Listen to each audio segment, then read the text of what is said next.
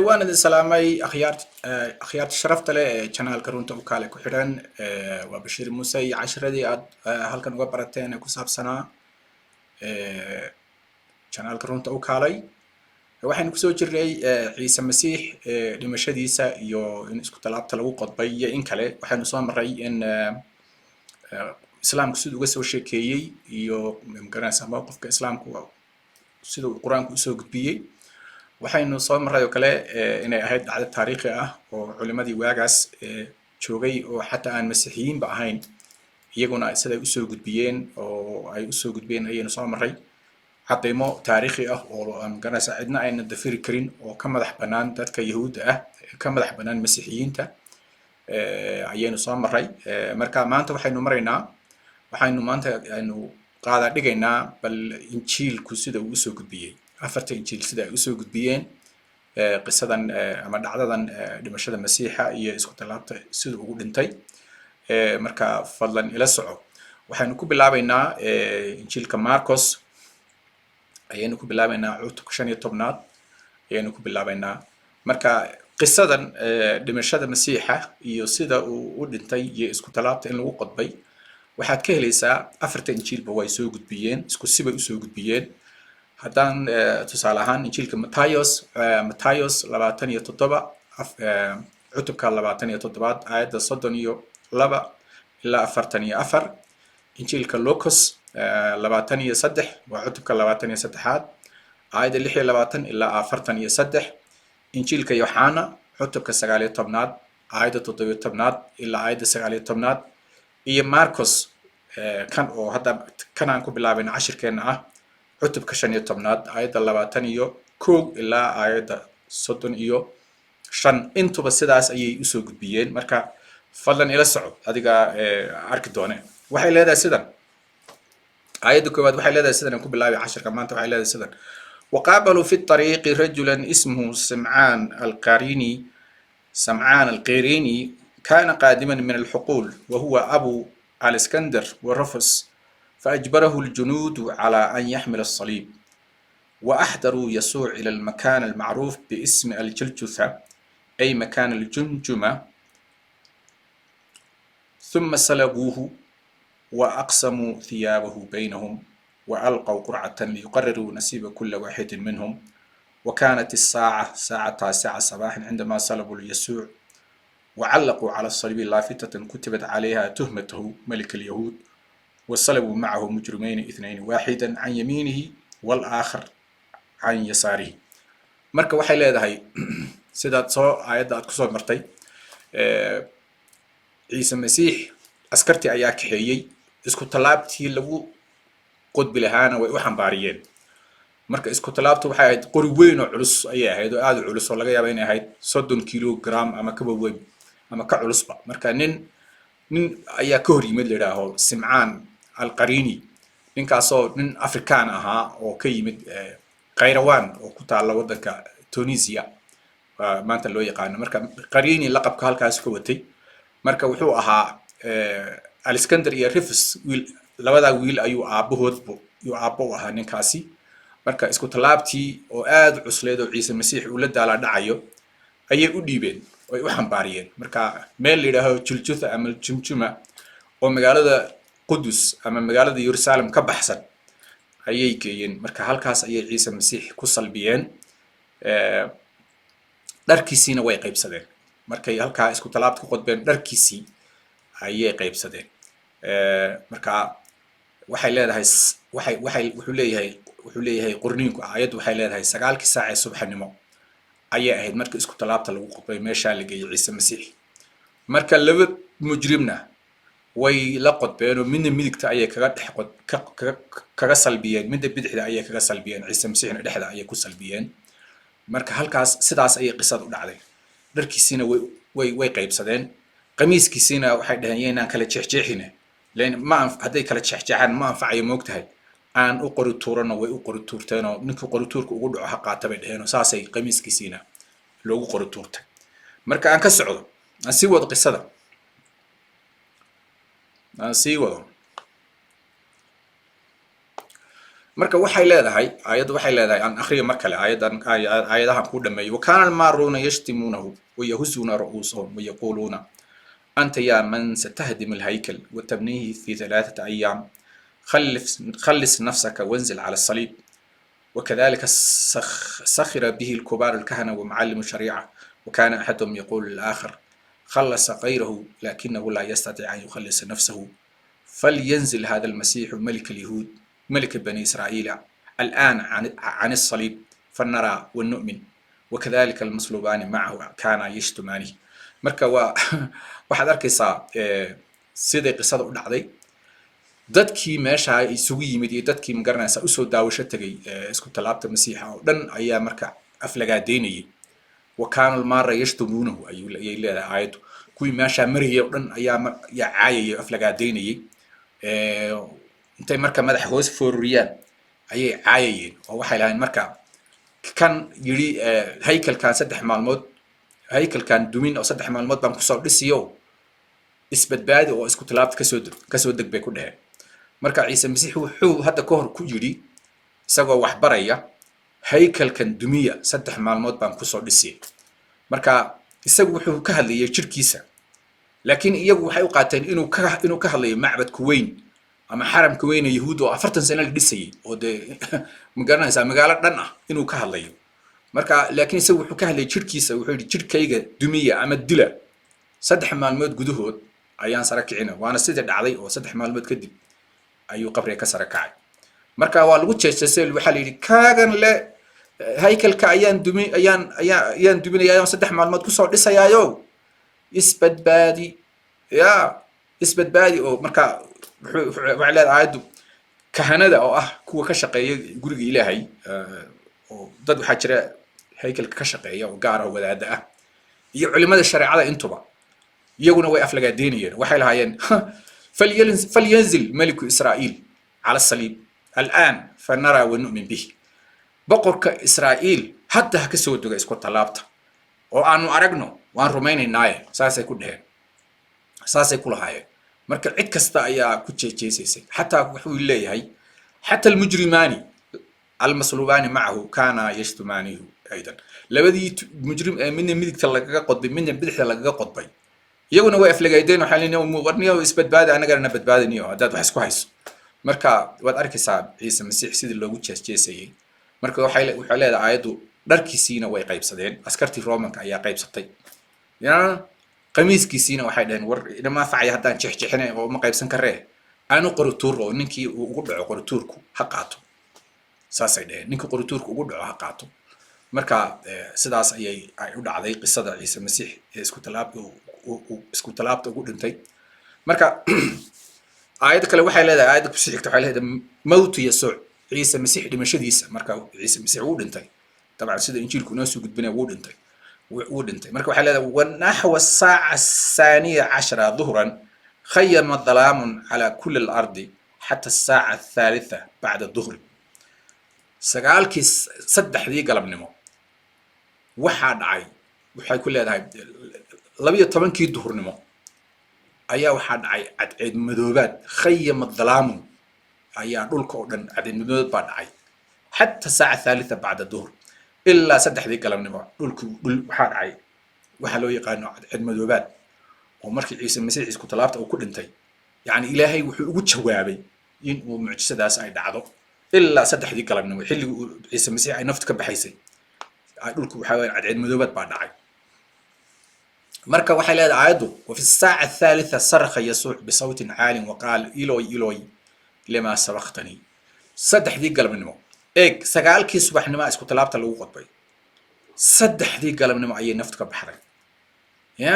ونحو الساعة 3 بعد الظهر صرخ يسوع بصوت عال عيسى المسيح ayaa kor u dhawaaqay kor u qayliyay oo wuxuu yiri إلوي لما سبقتني وأفكا أرامايك تاس أو إلهيو محاد إيجا تكتك يا إلهي لماذا تركتني بين قناة ساف عربي إيبو محاد إيجا تكتك أيو يجري مركي روح إلهي شركي سكب حي أيو سدا كقيلي وعلماء حيلين فوق هذا ومركي كله روح قدوس وعيسى مسيح شركي سكب حي sababta wuxuu noqday qurbaanka dambi dhaafka oo sida aad arkayso kitaabka Bible-ku wuxuu inoo oo masiixiyadu aaminsan tahay oo kaniisadda masiixiyiintu ay aaminsan tahay ciise masiix wuxuu ahaa qurbaankii dambi dhaafka wuxuu galay meeshii qaalinta lo'da ee cas kitaabka Trinity 19 akhri oo meesha suuratul baqara ka timid qaalinta cad ee nabi muuse leeyahay magaalada dibaddeeda ku gub waa qurbaan dambi dhaafe ayuu ciise masiix meesheedii galay magaalada dibaddeeda lagu salbiyay isagana waayo qurbaan dambi dhaaf buu noqday qurbaan dambi dhaaf maadaama noqdayna waxa weeyaan dadka dambigooda dhan ayaa la saaray marka dadka dambigoodii la wada saaray ilaahay waa quduus ruuxa ilaahay markaasuu ciise masiix ka baxay markaasuu qayliyo yiri ilooy lama sabaqtani eebow maxaad iga tagtay marka waxa weeyaan ilaahay waa quduus oo dambi looma soo dhaweeyo dambina ma ogola ilaahay marka ciise masiix uu qurbaankii dambi dhaafka noqday qurbaanka dambi dhaafka lama cuno wuu nijaasoobay afka saarina buu ilaahay ku jiray bani israa'iil fadlan akhriso kitaabka laawiyiinta cutubka 7 ilaa cutubka 14 qaabka reer bani israa'iil neefka qurbaanka ah sidii laga yeeli jiray waa la gubi jiray hal saalo ma dhadhamin jiray sababta waa neef qurbaan dambi dhaaf way uu nijaasaysan yahay ciise masiixna sida ay kaniisadiisu aaminsan tahay masiixiyiintu aaminsan yihiin qurbaankii dambi dhaafka ayuu noqday oo dadka dambigooda oo dhan kii horey loo sameeyay kadib loo sameyn doonaba ayaa garbihiisa la saaray markaas magaalada dibaddeeda lagu salbiyay oo halkaas ayaa ciise masiix lagu salbiyay waan gartay يسوع على الصليب عيسى مسيح اسكو طلبت ايو سارين وعوان يعني عيسى مسيح اسكو طلبت ايو سارين وعوان وحوين افرت انجيل بوي قرين متايوس عتب كلاباتنيا تضبا آيات صدنيا لبا افرتنيا افرتر مرقس عتب كشان طبنات وتنها دانكو اخريي كوي لباتنيا لا لبيا صدن iyo looqa cutubka 23 aayada 26 ilaa 43 afarta injiilba way soo gudbinaa Yohana 19 isaguna wuu soo gudbiyay cutubka 19 marka injiilka Yohana aynu ku socono waxay leedahay sidan aayaduhu waxay leeyihiin sidan ciise masiix isku talaabta ayaa lagu qodbay ayuu injiilku leeyahay سورة النساء وحيلها وما قتلوه وما صلبوه ولكن شبه لهم لكن نسيب درو قاب كدون آيات قرآن قاب كي وجهل ليس أرنتن أيا لو سوق بيه ودتك مسلمين تلو سوق بيه دتك مسلمين تهو حلو سوق بيه وما قتلوه وما صلبوه عيسى المسيح لما منا أين الدلين منا أين الصلبين أيا آيات ولا ده يا الله كهلي مركب من هم الذين لم يقتلوا المسيح ولم يسلبوا المسيح هو أن عيسى المسيح دلين اسكو طلابتنا كقد بين وعيو ويهود ويان يهود عيسى المسيح منا أين الدلين منا أين صلبين آياتنا وارن يا يكهل ليس آياته وحي كهل ليس ريب بني إسرائيل يا أو دمبيدو دي بالسوتري مركزالي وقولهم على مريم بهتانا عظيما مريم أنا ويعاين وحويان آيات وحلا دوال صون عذري وقولهم قلوبنا قلف باكوجرتي دنبي بدن 10 كا كون نقو يا عيسى دنبي قلبي يغو قللي بيليهي يا مريم انا واي عاين وقولهم على مريم بهتانا عظيما مريم انا واي عاين هي marka liiskaas reebin islaal dambiyadooda oo quraanku sheegayo ayay tan ku jirtay oo maxay ahayd waa sheegasho waqawlihim inna qatalna al-masiiha ciisa ibn maryam rasuulullah dib ugu noqo 10 kii aan kaga hadlay ciise masiix waa rasuulka ilaahay oo quraanka iyo bible iyo injiilka labadaba ay soo gudbiyeen marka waa sheegasho ay yahuudu sheegteen aayadu nafiiday oo waqawlihim inna qatalna al-masiiha ciisa ibn maryam rasuulullah yay dhaheen وما قتلوه وما سلبوه بيت العايد مركي عايد يلها لسا يهود يلها لسا وحل هذا الشيء شويان هذا الكوداس أي شيكتين إنه رسولك إلهي دلين ويسلبيان وحبا كما تشران لكن آيات عدين يدليل أمها عيسى مسيح إن للدلي ولا سلبيي ها عدين يدليل نفيعه أمها آيات ومن نفي نسو مدي ديسو إن أي قولك لعيسى المسيح دي شيء أو يصلبسي وحي لا يهود إذنكم ما أيضا دلين منا أيضا صلبين وأنا رونا يهود عيسى المسيح منا أين دلين منا أين صلبين صابت أو حوين دولة الرومان كأي واجا ماشى جميساني سي أي عيسى المسيح دي شيء أو صلبسي هو إسكت طلعت سيد هذا إنجيل كنوش شيء يهود وحوين أودا ما ينرهين حكم دل فليان يا أما محكمة هذا أي حكم كاردان أود ما ينقول هين جميسي بيكوز جري حير هو صاد يضغط هو صاي يكون مشكور أي سمين لكن حكم كدلك الدولة ده أيام مسؤول كأهل بفهم سا وما قتلوه وما سلبوه مركع عايد وساس يتري يهود عيسى المسيح من أين الدين من أين سلبين وانا رون لكن رومان كي أي دلي أو سلبية سيدا إنجيلكم يقولون شيء مركع ساعة ولا صعد مركع أنكو أخريو أنكو صعد فمدى حاملا صليبه وإنجيلك يوحنا عتبك سقالي طبناد وي آية التطبيق طبناد إلى آية نمات كذا يكو أخريها فمضى حاملا صليبه إلى مكان يدعى مكان الجمجمة وبالأرامية الجلجثة فصلبوه هناك وصلبوا معه رجلين آخرين فكان أحدهما عن يمين والآخر عن شماله ويسوع في الوسط وكتب بيلاطس لافتة تقول يسوع الناصري ملك اليهود وعلقها على الصليب وحيلاتها أدو عيسى المسيح أيك حيا فمضى عيسى المسيح وتري سوى دل قصبة ولا قراعيو خيار كيس كمونة تجينه أيوة اسكو تلابتي سدا حامل صليبه سوى اسكو تلابتي سدا أي ماشي اللي قد دلدل يلوك حي سوى أنت على قراعي ولا كرباشي مركا صليبك آد بقوين أو عصلا ولد على دعيو مركا سدا سوى مركا فيلم كعيسى المسيح اللي قام تليبات أركيسا إنه كل حاجة ولا دعي كل حاجة ولا دعي مركا نيل ده سمعان القريني أو أفريكان هاي وقوي أفريقيا سوتشيدا أو أبو أها نكال ده لبده ويله لده الإسكندر يرفس أيها كهري من عيسى المسيح اسكو طلابتي أو مسيح إنك عيسى المسيح بوها حرت المسيح وها مركا أنت كقاعدين أسكرتي عيسى المسيح اسكو طلابتي أنت كده شيئا بكن قصب وحمالي مركا كاسا اسكو طلابتي قاعدة إلا ماشي عيسى المسيح لقود الدلي فمضى حاملا صليبه إلى مكان يدعى مكان الجمجمة ماشى المركا الجلجثة أما جلجثة أفكا أراميكا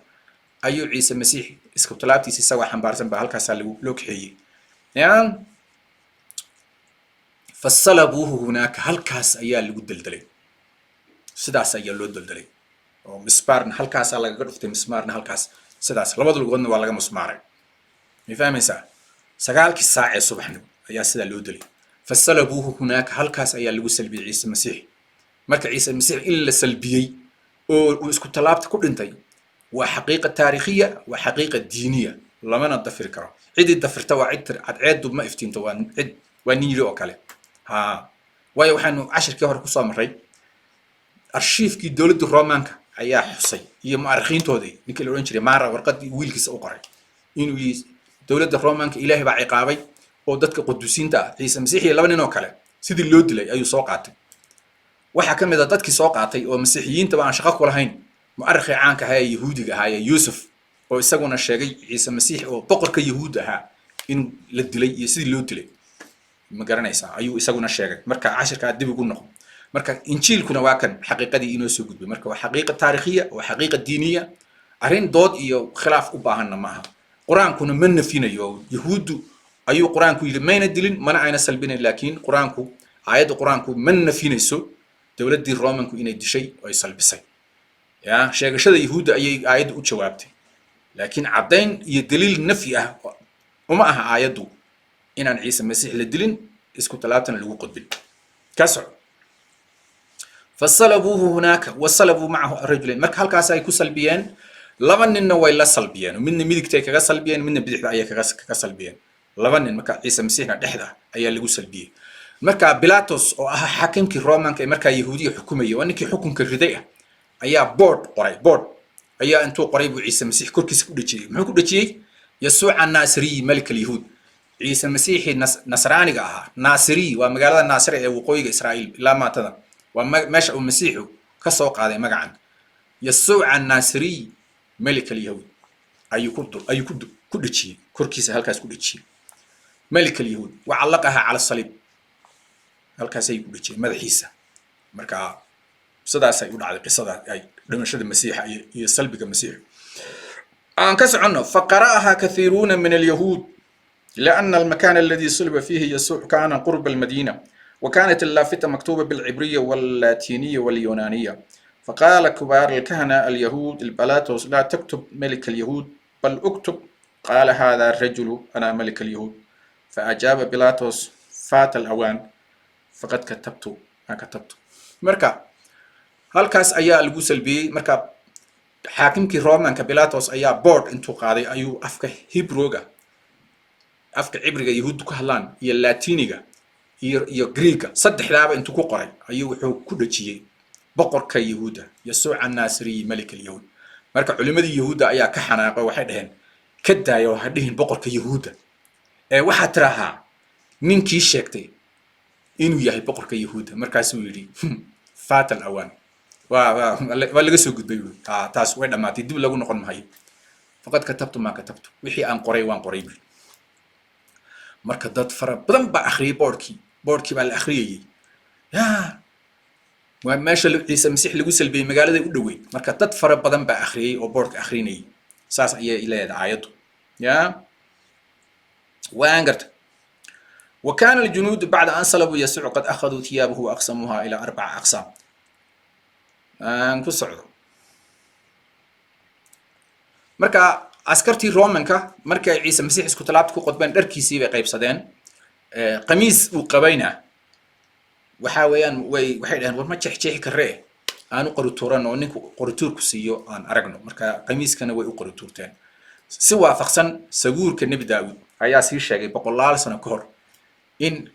dharkiisa la qaybsan doono khamiiskiisana loo qori tuuran doono marka ciise masiix dhalashadiisa iyo dhimashadiisaba aad baa looga sii sheegay kitaabka maxaan ku idhahaa tawreed baa aad looga hadlayay kutubta nabiyada oo nabi daawud iyo nabi ilyas dhamaantood ayaa wax ka sii qoray oo waxaan ku idhahaa wax haba yaraatay ka qarsoon oo tafaasiilo isaga ku saabsan haba yaraatay ma jirto marka saas ayay u dhacday qisadu wuxuu yiri marka saas ayay u dhacday marka dharkiisina waa la qaybsaday khamiiskiisina waa loo qori tuurtay